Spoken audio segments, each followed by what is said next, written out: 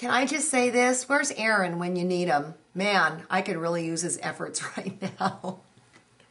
Anyways, I've just sewn on all the wings, and now I'm going to lay it out just to make sure everything's in good order. And it is! Yay! Isn't that going to be pretty? Now what you need to do is you need to get this into two pieces, like that, okay? So the rule is, again, you line up the outside edge, and then you sew sew that outside edge first, and then you sew the inside. You do not stitch down and then go like this.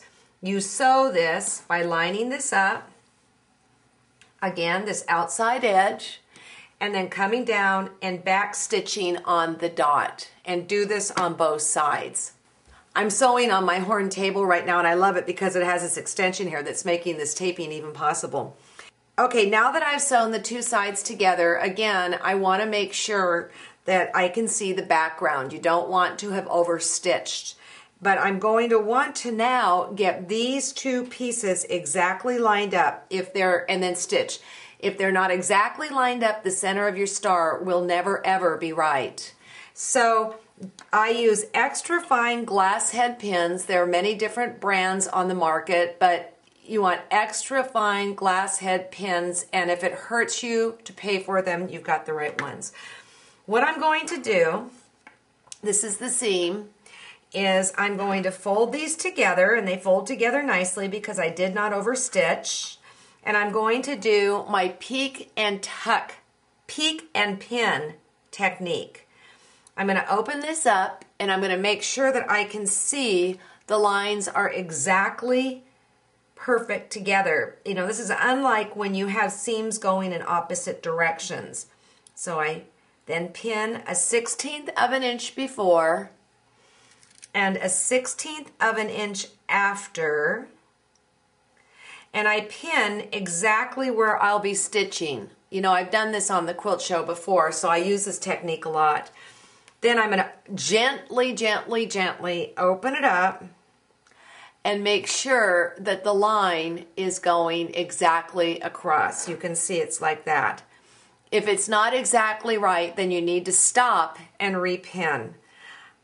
I will then back stitch here, because I know there's a dot in there hidden, and go all the way to the edge. I will do this on the two sides. Now I say a little prayer, because if the insides don't match up perfectly, I'm going to have to reverse sew. So let's see what happened. So here it is sewn, right here. Let's open it up.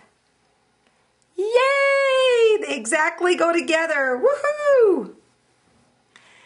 Yay! They exactly go together. Now, if they didn't, what I would do is I would go back like this, pick every third stitch. Well, that's good English, isn't it? And then go on the other side and lift it up. Don't pull, because you probably could stretch the bias. Now it's time to press.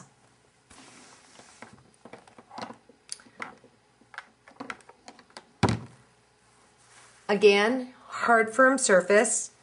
All you want to do is press this seam open very carefully. Now you may at this point, because everything's matching up, want to cut off the bunny ears, because it's going to be a fat belly as it is. So I'm going to take this, I'm going to open it up with my fingernail, go up and off, and that's it. We'll worry about the rest of it when it's finished. Again, trim off the bunny ears.